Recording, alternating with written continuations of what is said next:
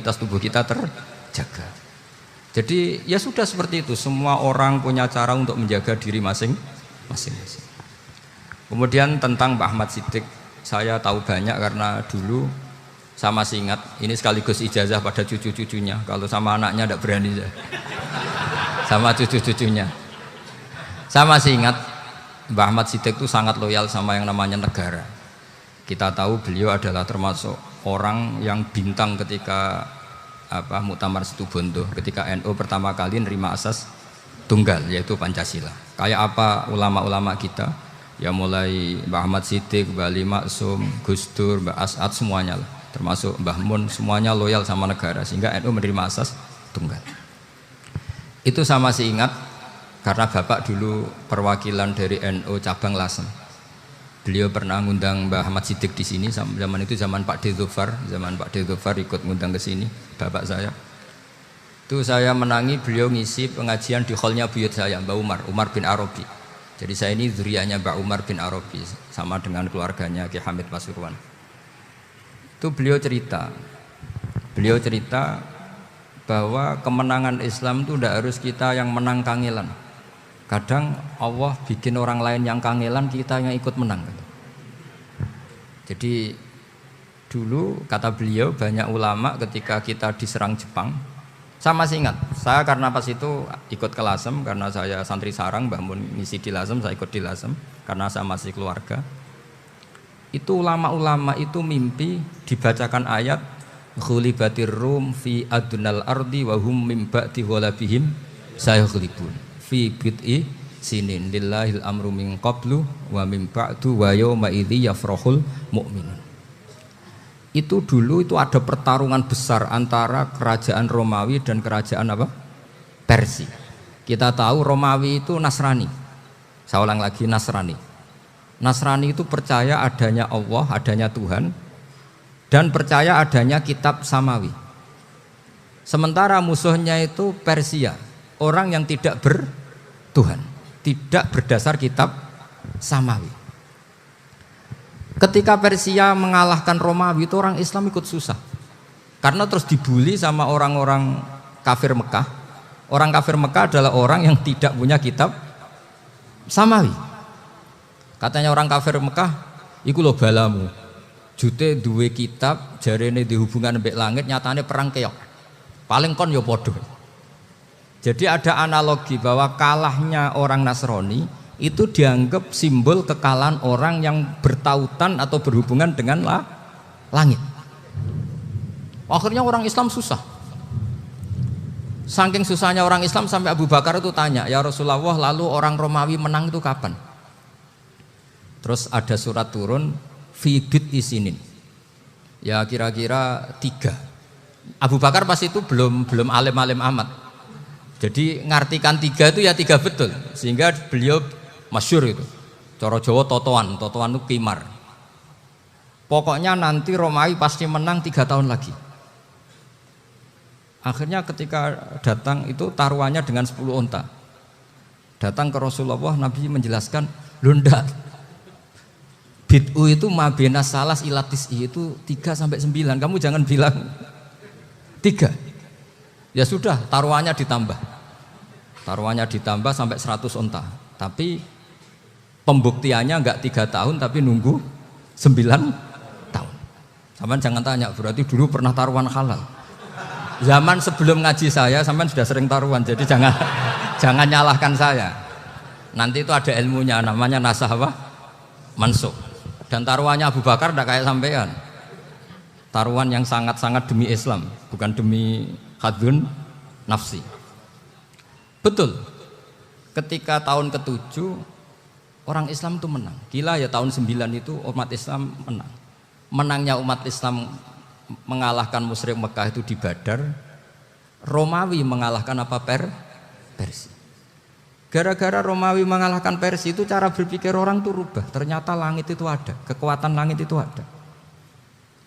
Sehingga meskipun akhirnya orang Kristen bilang ada Trinitas, terus mereka keliru dalam mengartikan Isa, tapi ada sekian nabi yang mereka sebut dan mereka hormati. Ada sekian kesamaan. Sehingga dalam Islam Saya ulang lagi dalam Islam. Andai kan disuruh milih orang komunis sama orang Nasrani, Islam tentu sama-sama kerjasama, milih sama yang Nasrani. Karena ini ahli kitab, kerjasama loh, bukan milih menjadi Nasrani. Nanti kalian salah paham, senangannya terus bully. Itu semangatnya pasti hasut. Nah, terus lalu relevansinya dengan Indonesia gimana? Wa yauma idzi yafrahul mu'minun. Ketika orang Romawi yang punya kitab samawi mengalahkan Persia yang tidak punya kitab samawi, itu orang Islam ikut bunga, ikut gembira. Itu semua kiai banyak yang mimpi seperti itu. Ini cerita Mbah Ahmad Siddiq. Saya dengarin itu. Ternyata betul. Jepang itu enggak dikalahkan Indonesia. Jepang, Hiroshima dan Nagasaki dibom oleh apa? Sekutu. Akhirnya Jepang pulang. Pas Jepang pulang, Indonesia merdeka. Itu dulu kiai-kiai sudah nakwil bahwa menangnya Indonesia itu tidak harus mengalahkan penjajah. Pokoknya nanti penjajah ada yang mengalahkan. Jadi Indonesia, orang Islam zaman itu tidak bisa mengalahkan Persia. Yang mengalahkan itu Romawi. Tapi orang Islam ikut gembira. Itu sebenarnya wa yauma idzi yafrahul mu'minun binasrillah. Jadi orang itu cara berpikir Quran itu beda. Sehingga saya ini cerita ke cucu-cucu Mbah Siddiq karena ya nasabnya sama sampai saya karena sama-sama sampai Mbah Sambu. Bedanya keluarga saya lewat Mbah Abdul Azim, kalau yang keluarga sini lewat namanya Mbah Yusuf. Itu saudara sama Mbah Abdul Azim sama-sama sampai Mbah Sambu. Tapi keinginan saya tentu bukan sekedar silaturahim gagah-gagahan diceluk Gus. Celuk Gus repot. Nak ora alim ra pantes. Nak beling ra pantes. Salam templek 1.000 jaluk swarga. Aduh. Tuhan, kok mentalane 1.000 jaluk. Kamu nginep di hotel 100.000 itu tidak cukup, apalagi untuk bayar apa? Surga itu enggak sopan sekali. 1 juta ya enggak bisa itu, 100 juta juga enggak jelas juga. Terus sampean mendingan enggak usah salam template. Malah enggak mungkin masuk surga kalau. Jadi dulu yang namanya zuriyah. Sampean tenang saja, nasab sampean tidak kalah dengan kita. Karena nanti setelah di kuburan itu gus-gus itu nggak penting. Semua kalau tanya bapak kamu siapa, jawabannya siapa? Nabi Ibrahim. Sudah parmin parlan hilang semua, sudah aman pokoknya nanti. Karena kalau nanti ditanya malaikat bapak kamu siapa, jawabnya Nabi siapa? Ibrahim. Makanya saya itu pemuja Allah yang serius. Sampean ya pemuja Allah, tapi kan kadang kurang alim. Saya ini pemuja Allah serius. Saya itu kalau ngaji ya ngaji biasa belajar, itu sering nangis seneng. Misalnya saya baca tadi, Miftahul Jannah la ilaha illallah, luang kunci kok dikasihkan. Kita ini masuk neraka gak pantas, enggak bawa kuncinya kok masuk. Harusnya kita ini masuk surga, kita kan pegang kunci surga, gak pegang kunci neraka. Maka aneh kalau kamu masuk neraka itu aneh. Coba kita pegang kunci surga apa kunci neraka? Tapi kadang teman saya suka neraka ora ono kuncine.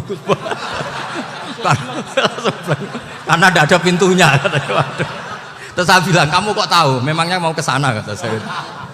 Saya tidak punya rencana tahu neraka.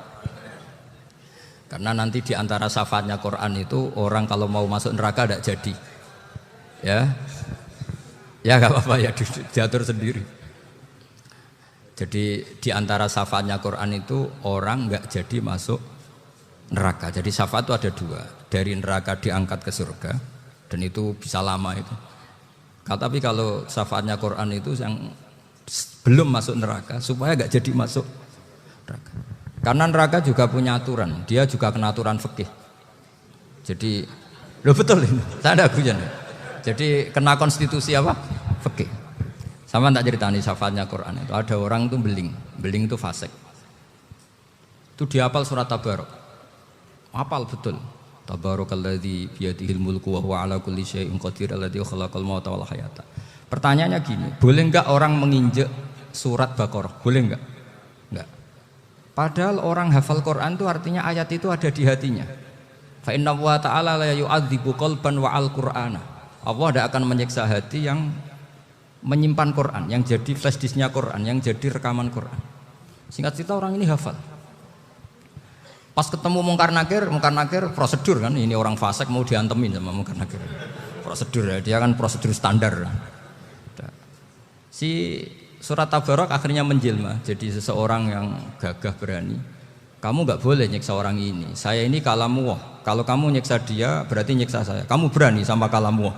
Wah ya tidak berani jadi Munkar Nakir. Tapi orang itu nakal, harus saya gebukin.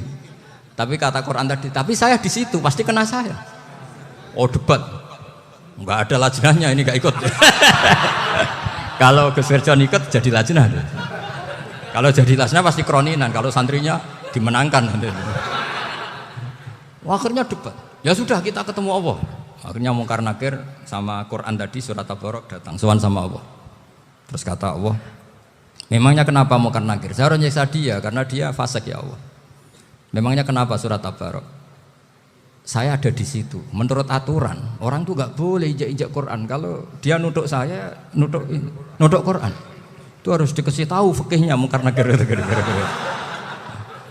Akhirnya Allah ngendikan gini ke surat Tabarok, ya sudah terserah kamu. Kalau terserah kula Gusti, Munkar Nakir nggak boleh nyentuh orang ini. Ya sudah selamat. Sehingga terus itu sama baca di termasuk mujizatnya surat Tabarok di tafsir Ibnu Katsir banyak. Karena tadi logikanya malaikat itu juga kena aturan fikih. Sehingga banyak ulama termasuk Said Muhammad ngendikan pertanyaan Munkar Nakir itu tidak semua orang kena. Kalau semua orang kena nanti kalau tanya Nabi Muhammad, waman nabiyuka? Kacau kan jawabnya.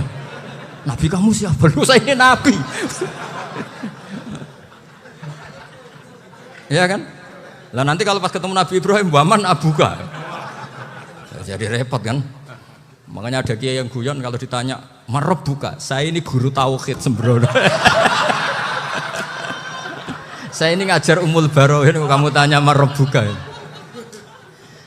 Masyhur itu keramatnya Imam Malik itu. Ada Ashabu Malik, rajulun min ashabi Malik. Beliau ditanya Munkar Nakir, "Marabbuka manabiuka?" Imam Malik datang, ini seumur-umurnya itu ngajar tauhid. Kok kamu bedai itu enggak sopan kamu. Dan kita berharap barokah sampean ngaji nanti itu. Yes. Malaikat itu anak sungkane itu. Jadi itu ada itu. Dan saya meskipun guyon itu serius. Bedanya orang alim sama ndak itu di situ. Kalau orang alim itu guyon itu masih benar, masih serius.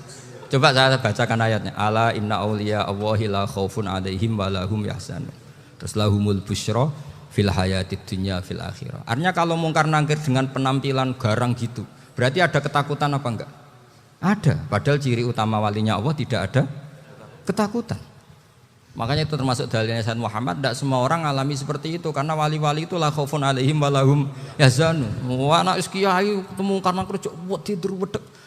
Iku dreseke ora kok pertanyaan tok, nak konan santri piye? Lho isen wis kiai dihanjuti Munkar Nakir. Malu gak kira-kira? Mesti plengakane konan santri piye? Nak jawabannya gampang karena pernah ngajar tauhid.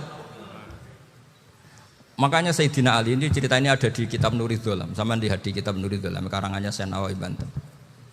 Itu Sayyidina Ali itu ya, andekan orang biasa mungkin ya agak-agak hasut, tapi ini wali nggak boleh kamu katakan hasut. Dia itu mangkal sama Umar. Orang kok setiap orang pernah dibentak. Apa dia berani bentak Munkar Nakir? Penasaran dia. Bagaimana kerengnya Umar itu berlanjut enggak gitu kira-kira. Akhirnya minta, ya Allah saya minta kasyaf. Ya karena yang minta Sayyidina Ali karena mau wajah dituruti sama kasyaf. Dilihat Sayyidina Umar pas meninggal itu. Jadi hasud itu ya kadang penting asal baik. Loh betul bahasa Kanjeng Nabi kadang la hasada illa fisnaten. Itu Nabi bahasakan ya hasad. Gus Wirson saja yang nafsirkan ghabthah. Itu kan gaya-gayanan sebagai ulama. Aslinya Nabi ngendikan itu la hasada illa fisnaten. Ulama yang ganti itu namanya ghabthah.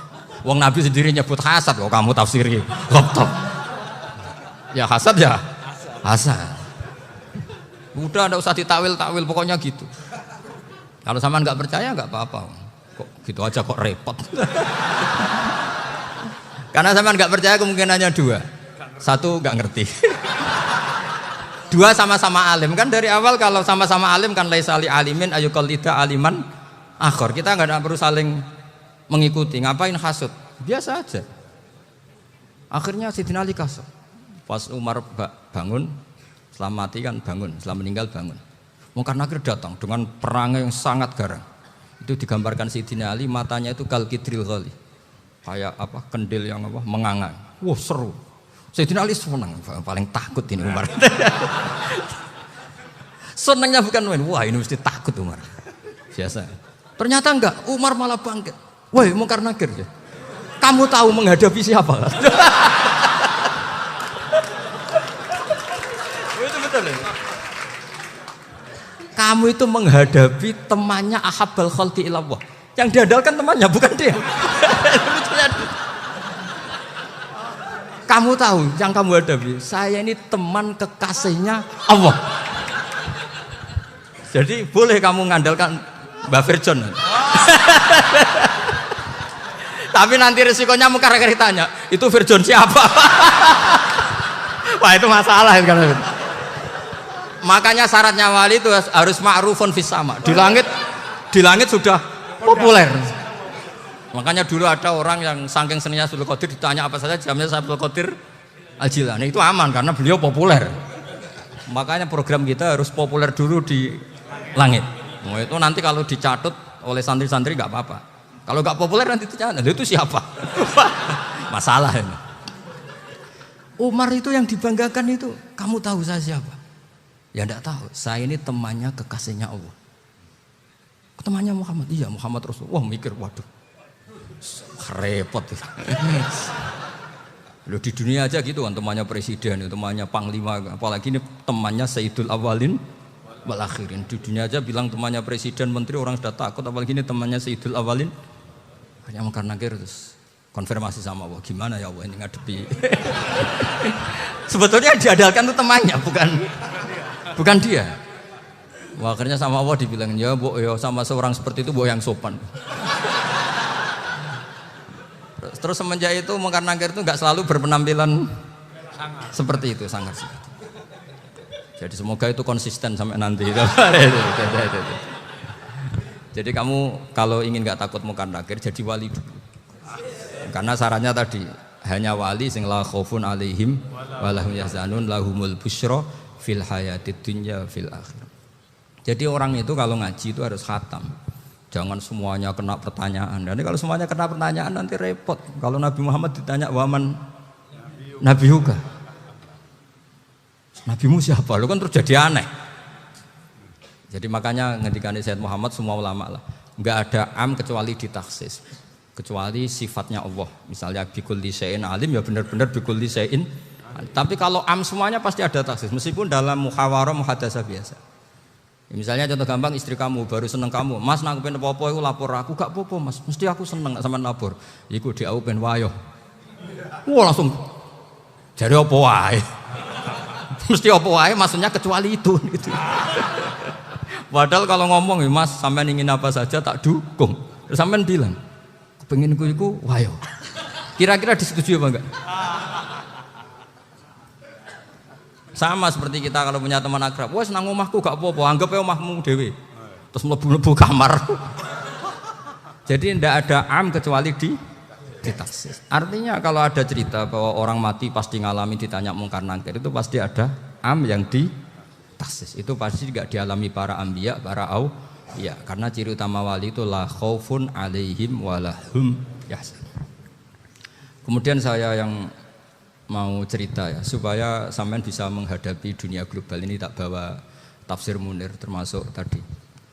Kenapa orang Islam Rasulullah SAW itu lebih senang kalau yang menang itu orang Nasrani Romawi ketimbang yang menang itu orang Faris, dalam hal ini ateis.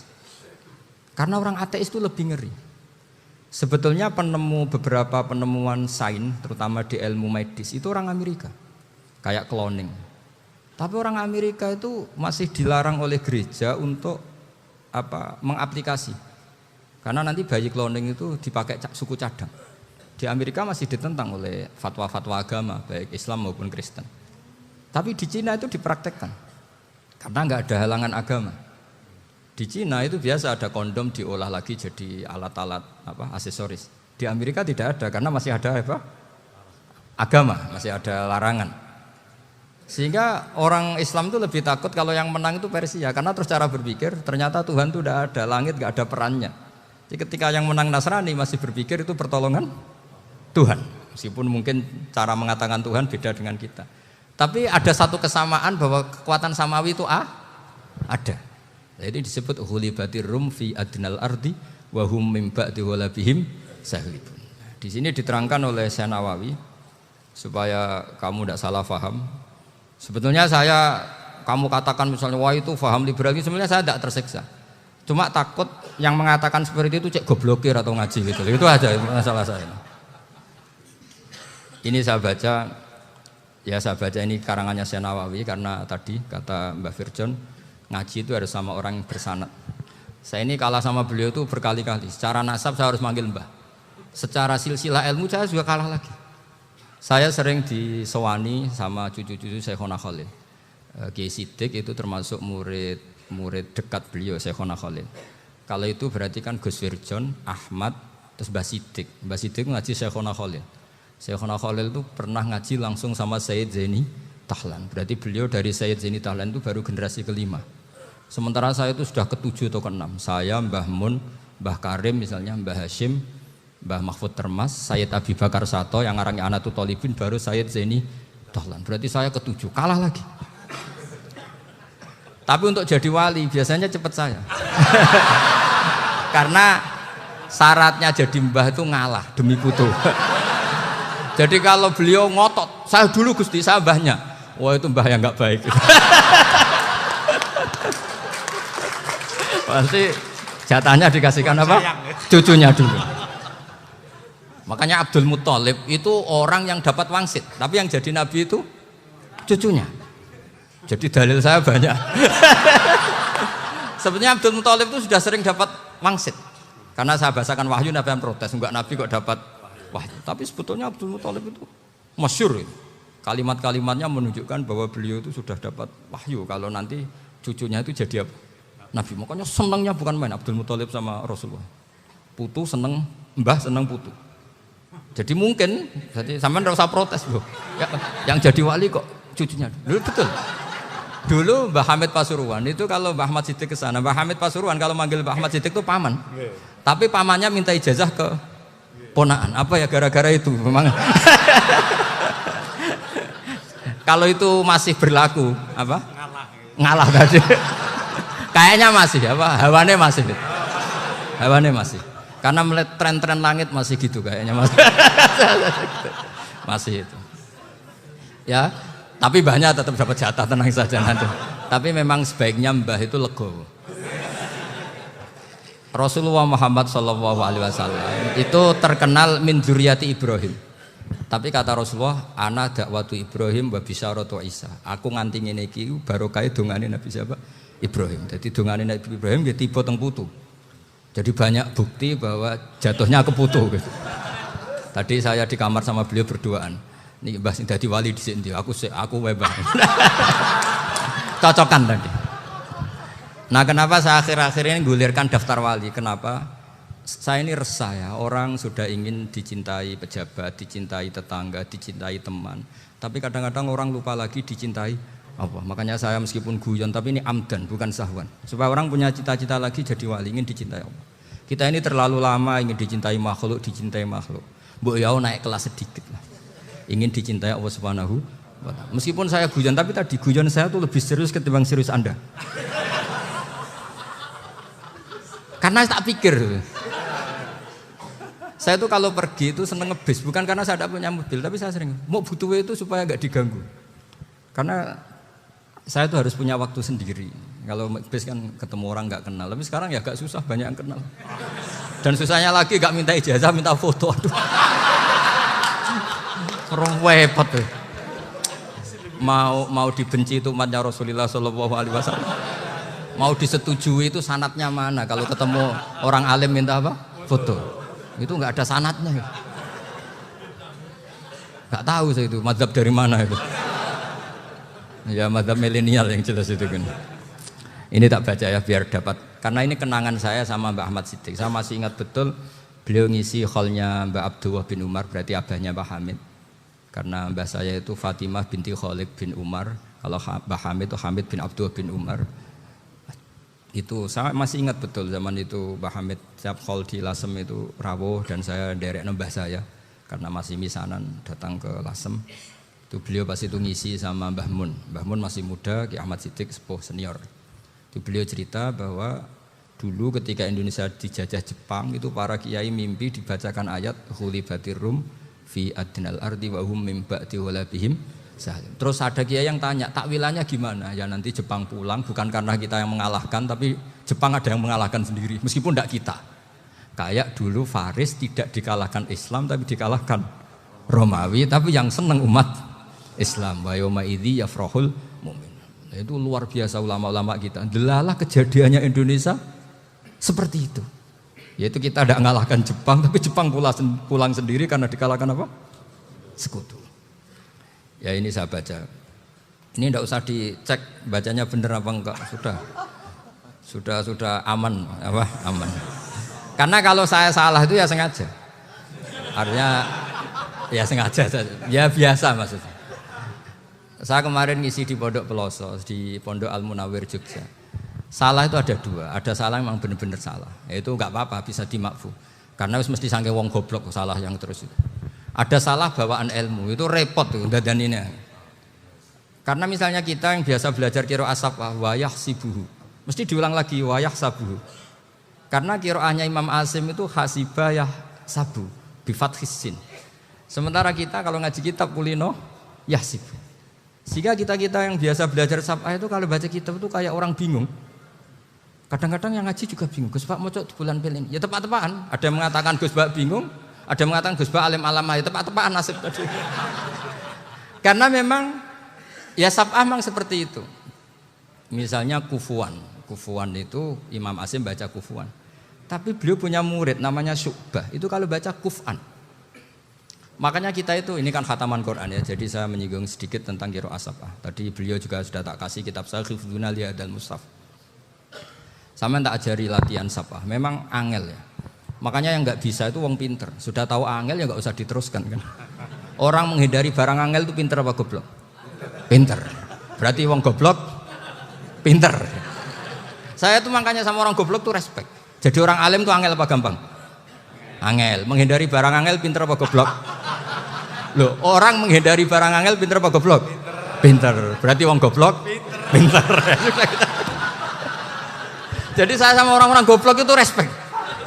Sudah tahu jadi orang alim angel ya barang angel ya harus dihindari. Makanya saya ini insya Allah umatnya Nabi yang termasuk yang terbaik. Amin. Karena mencintai umatnya Nabi termasuk yang goblok. Wah, itu udah gampang itu. Karena tadi udah tahu ya. Seperti itu loh orang naik panjat pinang. Itu yang naik karena ingin hadiah. Yang nonton sudah tahu wah licin kok dinaikin mau keplodok ya. Tapi orang sepakat yang nonton juga pinter karena sudah tahu ribet kok. Tuku yang pasar kena lah apa mana. Sama juga gitu. Ngalim tafsir angel, ngalim fikih angel. Tak karek ngaji ngerekam kan gampang. Itu pinter apa goblok? Pinter. Iya. Makanya kula niku mbok burohno ngono tok. Saya tadi dinasihati Mbak Firjon muga-muga hati saya selamat. Saya itu meskipun kata orang banyak, muhibin saya banyak, tapi saya insya Allah tidak riak. Saya itu pakai kitab namanya Tasbidul Fuad, itu karangannya Said Abdul Al-Haddad. Ketika beliau punya muhibin banyak ditanya, bagaimana ya Habib Anda menjaga hati Anda? Jamnya Said Abdul Al-Haddad itu unik. Innama azzamu Allah. Mereka itu sebenarnya menghormati Allah. Cuma butuh sarana, dan itu saya. Jadi saya tahu sampean semua itu mencintai Quran, mencintai sunnah Rasul, mencintai hadis-hadis Rasul. Cuma sampean kan karena nggak paham, terus manfaatkan saya. Jadi sebenarnya saya ini korban. Korban. Jadi saya mau riak gimana? Korban kok mau. Bangganya di mana tuh? Coba sampean misalnya ngaji tafsir, belajar sendiri kan susah. Terkibnya susah, maknanya susah. Bahkan beli kitabnya kadang nggak kuat. Loh, untuk jadi alim tafsir itu kan harus beli kitab. Loh, saya sering belajar kitab itu jutaan. Tafsir Tobari, saya pernah beli kitab Fakhrur Razi itu berapa coba? 27 jilid.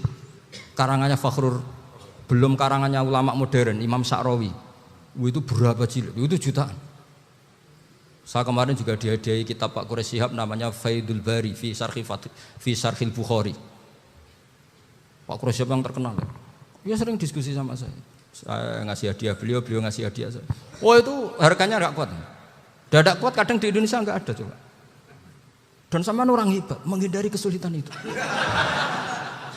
Nah, kesulitan itu Gus Bak ngaji ikut, kalau enggak paham dirukokno rekamannya sudah gitu. Pinter mana sampean tambah saya? Pinter sampean kan? Bikin sosis susah, beli aja kok repot kan. Nah, makanya nggak boleh orang bilang, wah aku goblok reso tafsir, aku wong pinter. Makanya nanti kalau saya ketemu Nabi tidak termasuk orang yang mentahkir orang Islam. Kafa bil mari isman ayah kira akhahul muslim.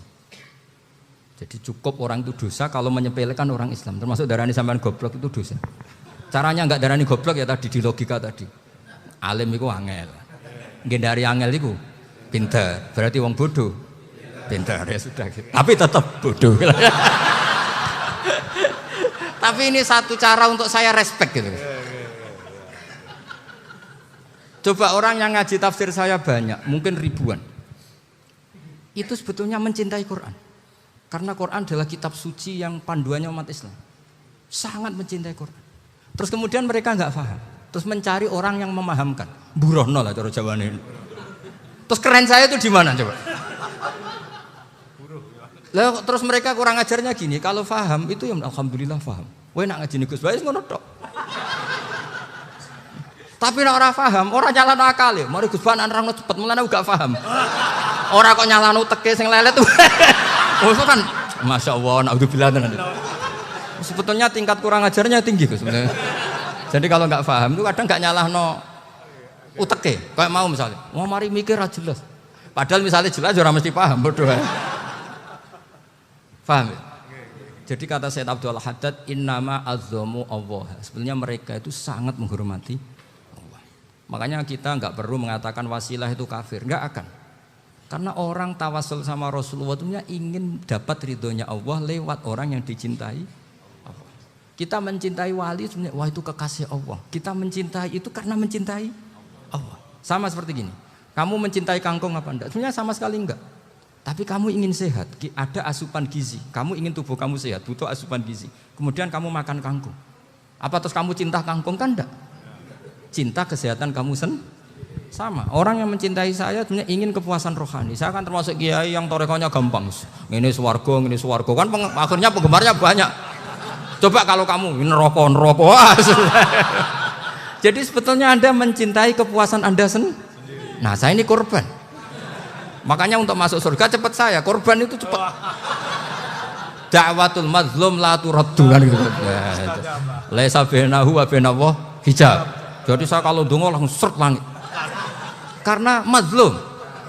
Saya sinau tafsir itu Pak, sampean bayangkan ada tafsir itu sudah 27 jilid. Sengarang Fakhrul Razi itu bulatnya bukan main. Karena dia ahli filsafat. Bulatnya Masya Allah. Sudah gitu sinau Jalalain kadang dikomen oleh Sawi. Sudah kita percaya Jalalain dibuli Sawi. Percaya Sawi dikandani, oh iku Maliki rasa ribet. Sudah gitu sinau Qurtubi, sinau tafsir Tabari itu susahnya. Belinya susah, belajarnya susah. Padahal saya punya keluarga, punya istri, punya anak. Bayangkan kalau istri saya rewel kayak istri sampean. Wah itu, tapi alhamdulillah enggak. Sama sekali enggak. Allah sudah milihkan, wah ini bahaya kalau punya istri rewel. Imam Sibawai itu kitabnya banyak, tapi yang terbukukan hanya kitab Abu Sibawai. Karena beliau kalau sudah belajar lupa istri. Hanya pas beliau di pasar, kitabnya dibakar semua sama istrinya. Karena dianggap saingannya. Ternyata yang dicerai tidak kitabnya, malah istrinya. Itu Imam siapa? Sibawai. Tapi alhamdulillah kitab saya enggak terbakar, aman. Saya teruskan ya. Jadi untuk menjaga riya dilatih innama azzamu Allah. Sebenarnya mereka itu menghormati Allah. Sehingga wasail-wasail itu sebenarnya enggak pernah jadi subjek, pelaku utama enggak. Tetap Allah. Sebab itu kata Sayyid Muhammad, kamu kok mengatakan wasilah itu kafir itu gimana? Ketika innallaha qad ba'atsa lakum taluta malika. Talut itu ya manusia. PD-nya itu apa? Inna ayata mulkihi ayyatiyakumut tabut fihi sakinatum mir rabbikum wa baqiyatum mimma taraka alu Musa wa alu Haruna tahmiluhul malaikah. Jadi beliau PD itu kalau bawa sunduk semacam peti sakti, sing di situ ada baqiyatum mimma taraka alu Musa wa alu Haruna tahmiluhul malaikah. Ya kayak semacam jimat. Tapi saya bukan mensyariatkan jimat enggak, karena nanti banyak penjual yang pembohong juga gitu loh. Cuma cerita, kamu enggak usah mengatakan kafir dulu. Tolut PD-nya kalau bawa sunduk semacam peti kesaktian yang di situ ada baqiyatum mimma taraka alu Musa wa alu Harun tahmiluhul malaika. Sehingga Khalid bin Walid meskipun beliau sahabat dan menyaksikan wajah Rasulullah sallallahu alaihi wasallam, itu bawa sya'aratun min sya'aratihi Rasulullah sallallahu alaihi wasallam, bawa rambutnya Nabi. Perang kemana-mana itu diletakkan di pecinya. Nanti sama tanya lagi, masa pakai peci Khalid bin Walid itu? Wah panjang, sampai itu repot. Sampai tak warai ngaji usul fikih. Usul fikih itu kalau ngaji itu ada istilah tangkihul manat. Ini mestinya wilayah yang kita bisa berdebat sama Mbah Firjon. Dulu itu musuh saya karena saya makili Anwar, beliau makili Peloso. Tapi tahu-tahu kalah tua terus saya mengundurkan diri. Di fikih itu ada istilah, ada tangkihul manat, ada tahqiqul manat, ada tangkihul manat. Tangkih itu kira-kira gini, lafadz hadis itu dibuang sekian untuk tahu bahwa itu madarul hukmi. Misalnya gini, tak beri contoh paling gampang. Sama harus paham, kalau nggak paham nggak pinter-pinter. Ja'a a'rabiyun ila Rasulillah sallallahu alaihi wasallam. Ya karena ini menghormati Mbah Ahmad Siddiq, saya orang alim, jadi ngaji ini tetap ada suasana alim. Ya harus ada suasana alim. Enggak perlu jadi orang alim tadi, susah. Sudah ngedari susah itu pintar. Sudah itu aja. Jadi orang alim susah, ngedari barang susah pintar. Berarti orang tidak alim pintar. Nah, meskipun tetap sudah itu pegangi sampai mati nanti. Loh, jadi orang alim itu repot. Itu kata Imam Ghazali, kalau orang alim kalau mau masuk surga, itu sama Allah enggak boleh. Kif, kamu enggak boleh langsung masuk surga. Coba cari umat kamu, syafaati dulu. Nah, saya takut nyari sampean tidak bisa kembali. Saya tidak punya rencana itu. Pokoknya mau masuk. Golek sampean kuaduan. Aduan balik raroh dewe, wah repot nanti saya. Berat jadi orang alim itu berat. Ya saya teruskan ya. Ada tangkihul manat. Ja'a a'rabiyun ila Rasulillah sallallahu alaihi wasallam. Faqala ahlaktu wa ma ahlakaka qal waqatu imraati fi nahari Ramadan. Ya cerita, saya ini rusak ya Rasulullah. Kenapa? Karena saya menjima istri saya fina hari Ramadan. Terus kata Nabi, kamu harus bayar kafarah. Kenapa Nabi kafarah? Puasa 2 bulan. Wong baru 1 hari aja terjadi gitu kok disuruh puasa 2 bulan. Ya tidak kuat ya Rasulullah. Baru berapa hari saya puasa aja kecelakaan seperti itu. Apalagi kalau sampai 2 bulan. Tidak ya Rasulullah. Ya sudah kalau gitu kamu pertama ngasih makan apa? Itku rokobah kan, pertama merdekakan budak. Tapi kan sekarang nggak ada budak, makanya terus sekarang langsung puasa. Wah ini nggak bisa semua. Ya sudah ngasih makan orang 60. Kasihkan siapa ya Rasul? Ya orang fakir. Saya ini paling fakir. Di kampung saya ini orang paling fakir. Jadi mulai dulu orang fakir itu hubungan suami istri itu paling lancar. Mulai dulu. Makanya orang fakir itu anaknya banyak. Karena hiburannya hanya itu. Wong Ramadan aja. Coba mau ke ATM nggak punya uang, mau antri di bank nggak punya, mau apa coba? Itu mulai dulu. Ini sanatnya mutasil.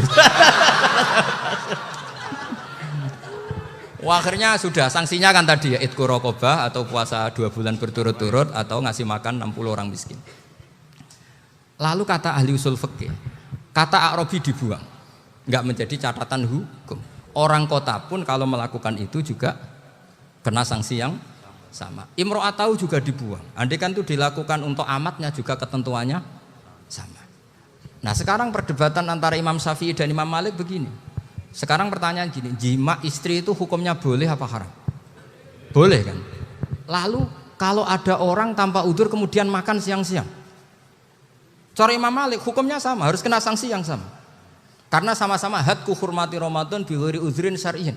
Sama-sama merusak hukum Ramadan tanpa udzur syar'. Lu jima itu tidak zina. Kan hukumnya jaiz. Nah, sekarang makan hukumnya jaiz, harusnya juga kena ketentuan yang sama. Cara pikirannya Imam Malik. Nah, alhamdulillah Imam Syafi'i enggak setuju. Wah, cara setuju repot. Bahkan orang-orang Syafi'i sudah punya khilaf, kalau gitu minum dulu. Iya, biar enggak kena. Iya, biar iftarnya pakai minum. Setelah minum baru jima kan. Ini sudah menyiapkan khilafnya. Ini khas Syafi'i ini, bongsong rekayasa hukum. Nanti bisa belajar jauh cara ngakali hukum. Makanya guyonan yang masyhur Gus Dur itu gitu.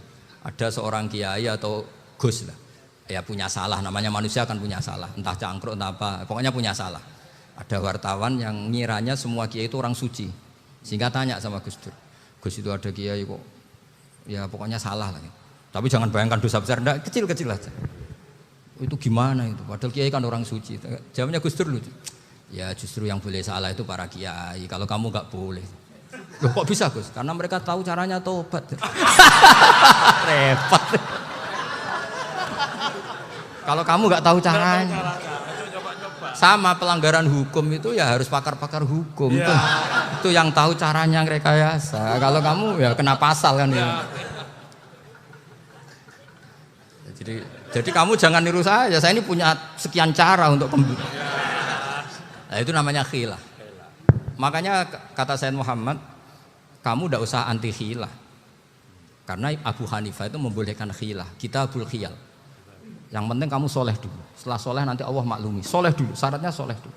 Kalau tidak soleh jangan. Contohnya gini, ada orang mau puasa lemes sekali, mau makan. Gampang.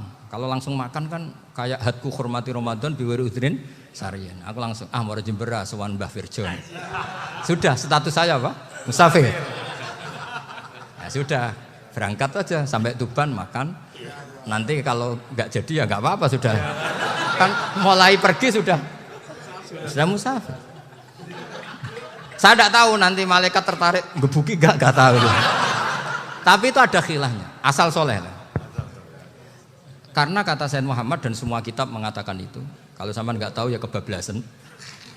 Nabi Ayub, nabi yang terkenal Gudiken itu siapa? Ayub ya. Nah, itu yang Israiliyatnya akan seru lah. Gudiken dikukur bek kreweng itu terlalu lah kalau itu. Untuk kreweng konti ning Arab ora ono kreweng itu sudah masalah itu. Singkat cerita, Nabi Ayub ketika diasingkan kaumnya itu kan nggak punya sumber makanan. Lah orang lelaki itu mulai dulu egois. Istrinya Nabi Ayub itu cantik sekali, udah cantik, rambutnya bagus.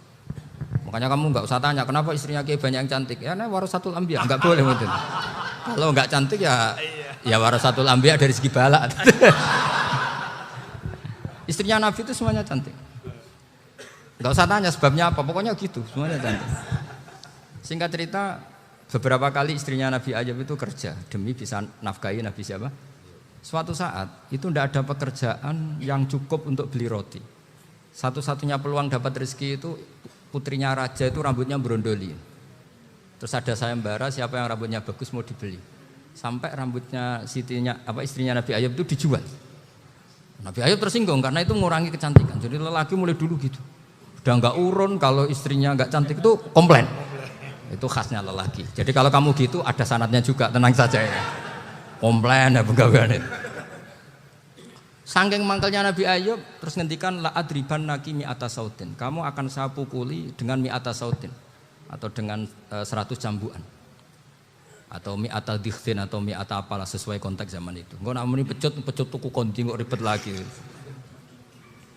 Singkat cerita akhirnya ketahuan bahwa istrinya menjual itu demi Nabi Ayub. Allah nggak ridho kalau kekasihnya yaitu istrinya Nabi Ayub wis perjuangan kayak gitu malah kena hukuman. Tapi Allah juga nggak ingin kekasihnya yang bernama Ayub melanggar sumpah. Padahal beliau sudah sumpah wallahi demi Allah nanti tak pukul dengan 100 kali. 100 kali dengan lidi lah misalnya, contoh yang gampang tuh lidi. Akhirnya sama Allah dikasih satu solusi. Wa khud biyadika dikhsan fadrib bihi wala tahnas.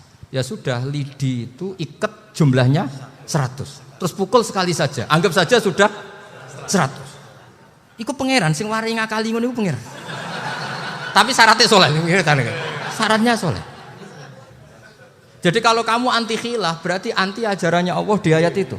Wa khud biyadika dikhsan fadrib bihi wala tahnas. Itu dulu ada, ini cerita di Ithaf. Ini cerita terakhir, ini sudah, sama jangan nama sudah. Terus pengumuman tadi, yang nggak pernah sepuh ngutang saya itu haram tadi. Karena tadi saya punya kewajiban di rumah yang bisa menggugurkan ya kewajiban yang lebih besar. Lebih besar itu ya tadi, bisa pernah guru, pernah sepuh. Yang jelas nggak umur. Umur sampean menang kabeh itu. Tua-tua ini serepot itu. Ada raja itu ganteng kaya, senengannya nikah perawan cantik. Itu semua kampung mesti kenal. Mungkin digilir atau gimana pokoknya. Suatu saat ada pemuda suka sama perempuan yang di kampungnya, cantik sekali. Kemudian pemuda ini ternyata pekerja di kerajaan itu. Tiap hari ditanya, oh itu yang di kamu yang cantik siapa? Mau saya nikahin gini. Wah bahaya ini saingannya raja. Jadi yang dibidik pemuda tadi itu saingannya. Si raja ini orang yang namanya raja kan gengsinya tinggi. Kaifatang kihuha wa qad ra'aitu qad qabbalaha rajulun. Kok mbok nikah piye? Saya itu pernah melihat dicium lelaki. Wah, gak mau. Gak gelem wis kadung ditambung lan wa qad qabbalaha rajulun. Saya pernah melihat sendiri qabbalaha rajulun, dicium oleh lelaki. Wah, sudah gak minat raja langsung gak keren. Suatu saat pemuda tadi nikahi perempuan itu. Rajanya marah-marah. Kamu lelaki gak punya harga diri gini. Gak punya selera, gak punya harga diri. Sudah pernah dicium orang kok tetap dinikah. Terus bilang ke raja, takrif manir rajul, lelaki itu siapa? Abuha. Kamu tahu lelaki itu siapa? Sopo? Abuha. Bapaknya. Saya kan hanya bilang rajulun. Pernah dicium lelaki. Lah pikirannya raja lelaki wis kowe-kowe ngene iki. Tapi butuhe canom mau raja ben gak sida. Itu aja tuh. Baru kayak digulirkan gitu waqat qabbalah rajulun. Wah enggak mau. Setelah itu suatu saat pegawainya tadi nikahi perempuan. Kamu enggak punya harga diri gini. Kamu tahu manir rajul apa abuha. Wah nak ngono aku gak apa-apa. Lah monggo sakniki wis bojo kula. Ora trimo wis diambung wis macam-macam. Lah itu namanya khilah. Apa? Khilah. Kalau di Balawa disebut tauriyah atau apa. Tapi saya tidak ngajari sampean seperti itu. Sudah pinter sebelum saya ajarin. Bangsa ngakali kan sudah pinter. Ya ini terakhir tak baca Arabnya saja nanti. Bismillahirrahmanirrahim. Biar dapat barokahnya Syekh Nawawi juga barokahnya guru-guru. Bismillahirrahmanirrahim. Wasababu nuzuli hadil ayati annahu kana baina farisa war rumi qitalun wa kanal musyrikuna yawadduna antaghliba farisu ar-ruma li anna farisa kanu majusiyan ummiyin wal muslimuna yawadduna ghalabatar rum ala faris liqaunihim ahla kitabin. Jadi zaman dulu orang Islam lebih senang kalau yang menang itu orang Nasrani. Kalau bandingannya ateis. Karena bagaimanapun percaya kekuatan langit. Sementara orang ateis sama sekali tidak percaya kekuatan. Apapun bedanya kita dengan Nasrani itu ada kesamaan, yaitu percaya adanya kekuatan langit. Sehingga ketika orang Romawi kalah itu orang Islam ikut susah. Paham ya? Makanya ini tak baca biar sampean enggak macam-macam pikirannya.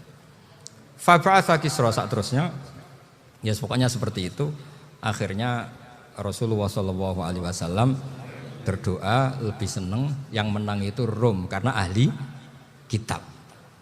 Artinya apa? Kemenangan ahli kitab adalah kemenangan makhluk atau hamba Allah yang mentautkan kekuatan kita di bumi dengan kekuatan langit. Makanya saya berharap selain kita ikhtiar medis, kita harus memperbanyak istighfar. Bagaimanapun semua itu dari Allah Subhanahu wa ta'ala. Kita menghormati negara dengan ikhtiarnya, tapi saya mohon sekali kita juga istighfar. Karena semua itu juga ditentukan oleh Allah, oleh langit. Ya, saya kira demikian. Assalamualaikum warahmatullahi wabarakatuh.